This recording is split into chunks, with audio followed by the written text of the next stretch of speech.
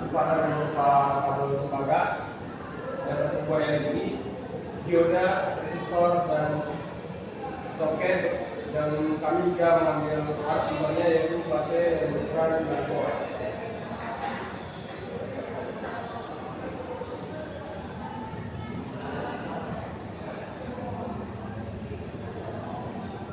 Baiklah, di sini kami akan pertama akan menguji coba alat kami ini.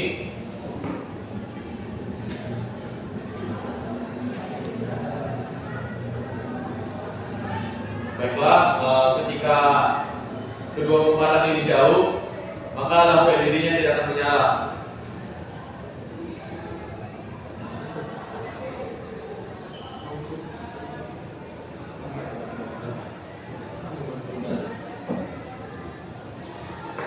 Coba pas apa ya?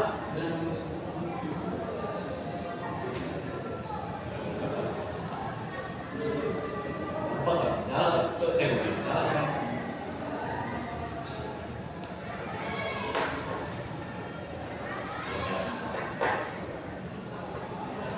Baiklah, di sini kami akan menguji coba terlebih dahulu proyek kami ini.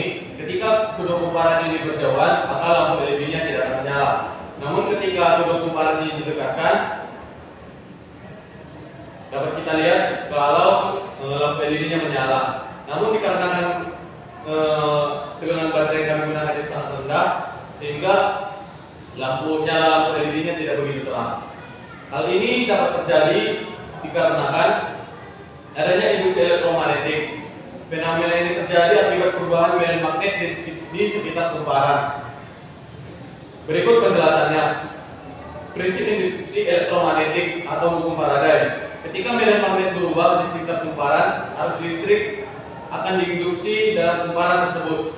Perubahan medan magnet dapat disebabkan oleh gerakan salah satu kumparan atau adanya sumber arus listrik yang menciptakan medan magnet di kumparan lain.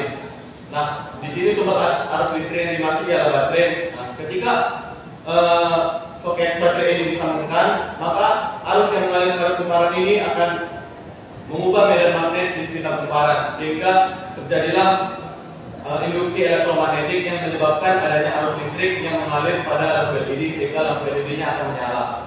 Yang kedua ialah interaksi medan magnet antara kumparan.